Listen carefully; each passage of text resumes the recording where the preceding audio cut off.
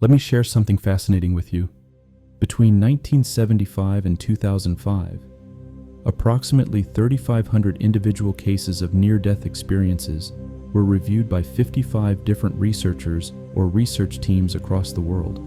That's not anecdotal stories, that's systematic investigation. And here's what they found. Up to 95% of world cultures make some mention of these experiences.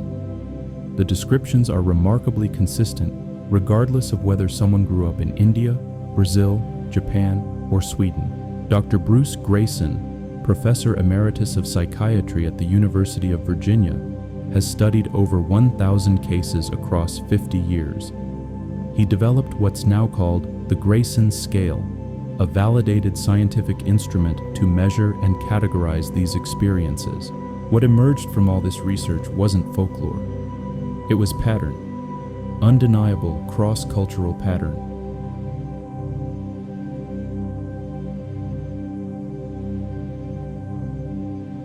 In 2001, Dr. Pim van Lommel, a Dutch cardiologist, published a landmark study in the Lancet, one of the world's most prestigious medical journals. He and his team studied 344 patients who survived cardiac arrest across 10 hospitals in the Netherlands. The findings: 18% reported a near-death experience. The occurrence of NDEs had no correlation with duration of cardiac arrest, medication administered, or fear of death. Patients with NDEs showed significant lasting life changes even 8 years after the event. Here's what makes this scientifically compelling. It was a prospective study. That means researchers didn't rely on memories from years ago. They interviewed patients immediately after resuscitation, then followed them for years. Van Lommel's conclusion was striking. These experiences occur during a period when the brain should be incapable of generating any conscious experience whatsoever. Yet consciousness, vivid, organized, memorable consciousness, was present.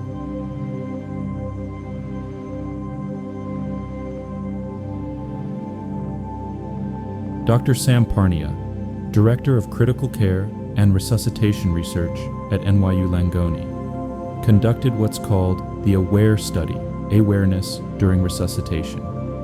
The first study, 2008-2012, involved 2060 cardiac arrest patients across 15 medical centers in the UK, Austria, and the USA.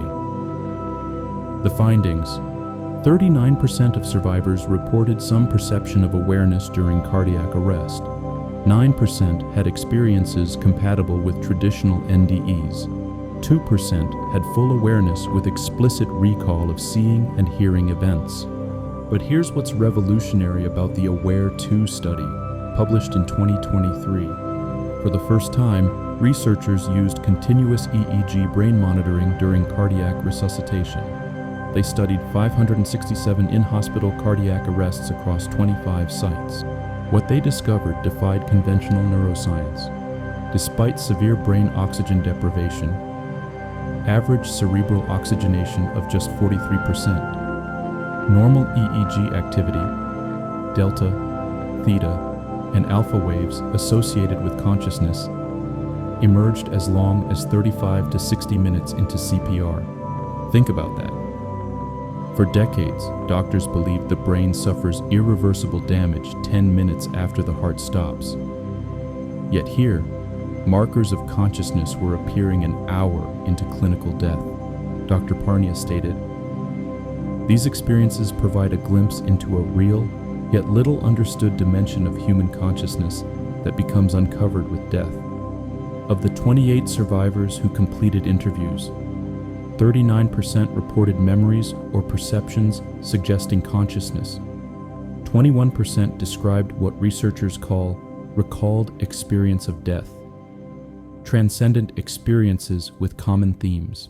But perhaps most fascinating, the study found that explicit memory recall may only capture part of the picture. Like with general anesthesia, implicit learning might occur even without conscious memory.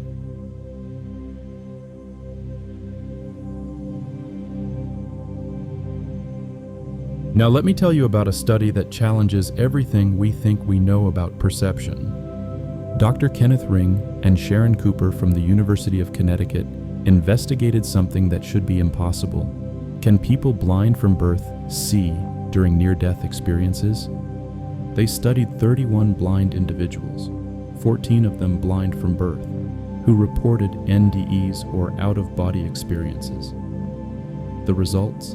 Out of 21 near-death experiencers in the study, approximately 15 reported some form of vision during their experience. And we're not talking about vague impressions. We're talking about detailed, verified observations. One woman, Vicky, blind from birth due to destroyed optic nerves, described floating above her body during a medical emergency. She saw her wedding ring. She described the doctors working on her. She saw colors for the first time in her life. All verified. Ring and Cooper called this phenomenon mind sight, a form of transcendental awareness that doesn't rely on physical eyes. Experiencers described 360-degree vision, seeing from multiple angles simultaneously, everything in perfect focus at once, a sense of knowing objects, not just seeing them. The NDERF, Near-Death Experience Research Foundation, has documented additional cases. One 5-year-old blind girl, Marta, reported after nearly drowning.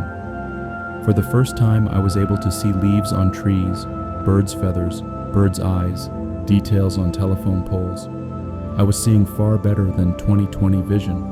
A survey of 1,122 near-death experiencers found that 64% reported vision during their NDE that differed from normal sight, often described as supernormal. This isn't hallucination. People blind from birth don't hallucinate visual imagery. They have no visual cortex experience to draw from.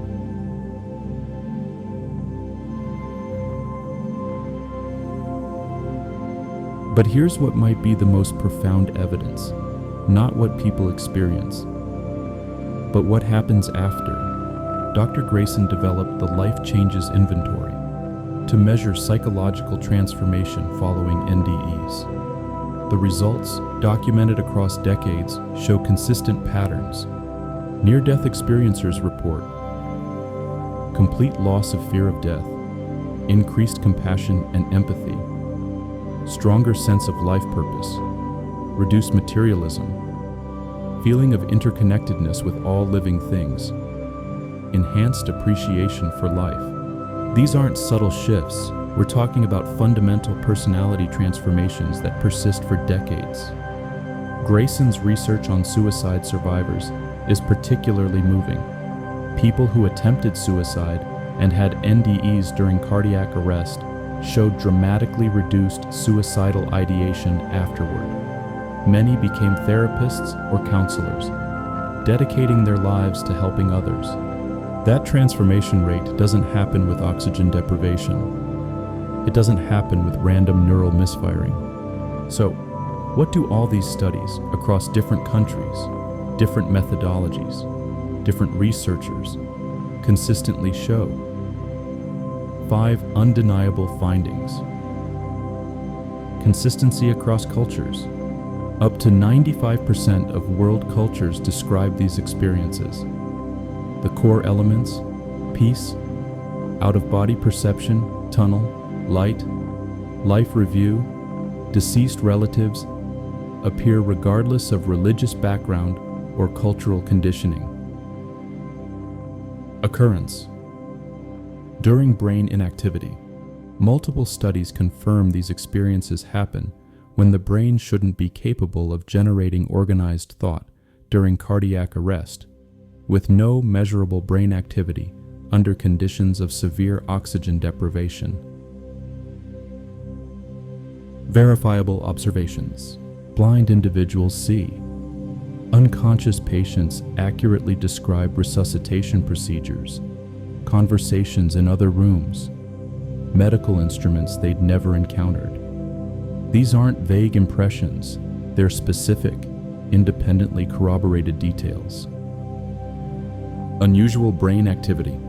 The AWARE-2 study showed normal EEG patterns emerging up to an hour into CPR, consciousness markers appearing when they shouldn't exist.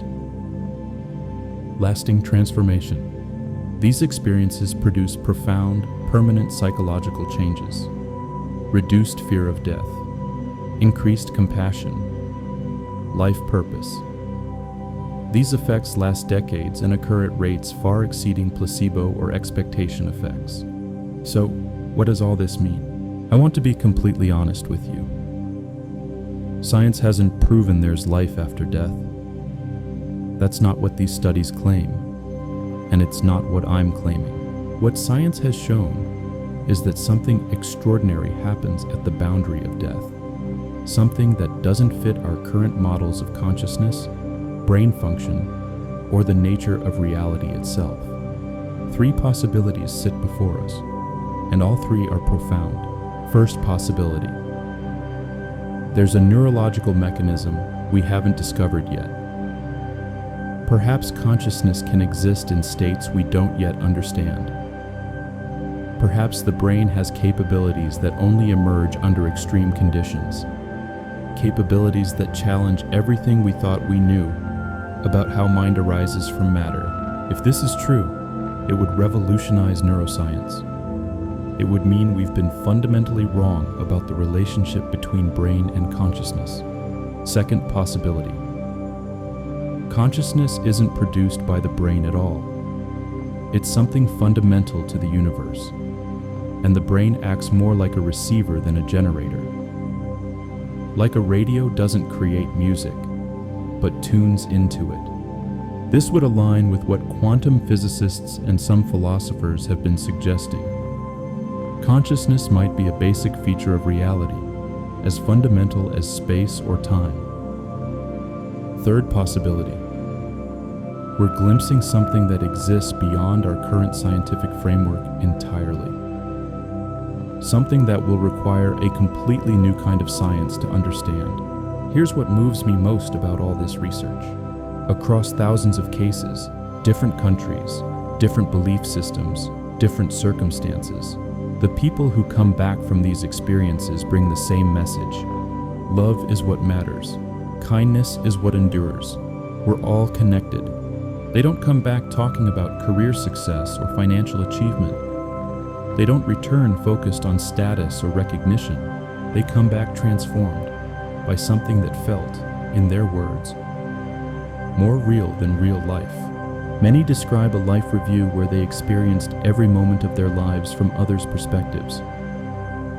They felt the impact of their actions, the pain of unkind words spoken years ago, the joy of small kindnesses they'd forgotten. And here's what's so striking. They report judging themselves, not some external deity, themselves.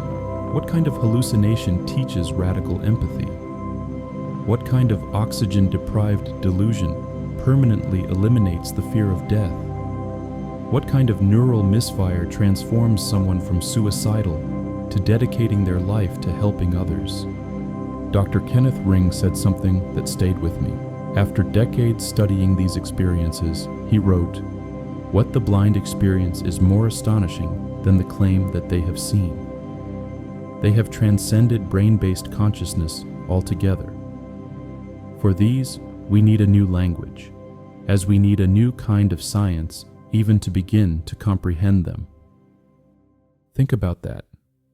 A scientist, after 50 years of rigorous research, concluding that we need new science to understand what he's found. Not lack of science, not abandonment of reason, but science brave enough to follow the evidence wherever it leads. I'm not here to tell you what to believe. I'm not here to convince you of life after death, or to push any particular spiritual worldview, but I do think this research tells us something important about being human. We live in a universe far stranger and more mysterious than we often acknowledge, and occasionally people touch that mystery and return changed. Whether that mystery is an undiscovered dimension of consciousness, evidence of something beyond physical death, or a window into aspects of reality we're only beginning to understand, the message they bring back remains the same. You are more than you think you are. Love matters more than you imagine. Nothing, not one moment of kindness, not one act of compassion is ever truly wasted. You are connected to something larger than you can see, and perhaps that's the real gift of this research. Not certainty about what comes after, but clarity about what matters now.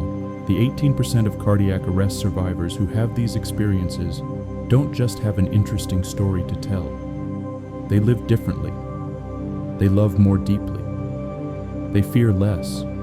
And that transformation, documented, measured, scientifically validated, suggests that these experiences, whatever their ultimate nature, touch something true about what it means to be human. So here's what I take from 50 years of scientific investigation into near-death experiences. We're part of something larger and more beautiful than we typically allow ourselves to imagine. Consciousness might be more fundamental than matter. Death might not be the end we fear. And love, actual love, the kind that sees and serves and connects, might be not just important, but somehow fundamental to the structure of reality itself. Whether that's literally true, or whether it's the deepest wisdom the human mind can access in extreme circumstances, does it really matter? Maybe what matters is living as if it's true, treating each person as connected to you, making kindness your default, losing the fear that keeps you small, because if thousands of people, across cultures and decades, facing the absolute end, all come back with the same message, maybe we should listen. Thank you for staying with me through this journey. I know it's heavy material. I know it challenges a lot of assumptions, but I think that's okay. Mystery is okay. Not knowing is okay. What's not okay is ignoring the evidence because it makes us uncomfortable. What's not okay is dismissing thousands of documented cases because they don't fit our current models. Science is about following the evidence, and the evidence here is remarkable. I'd love to hear your thoughts. Have you had experiences that challenged your understanding of consciousness? Do you know someone who has? Share in the comments with respect and openness. This conversation needs both rigor and wonder. Take care of yourself. And remember, you're part of something larger than you can see.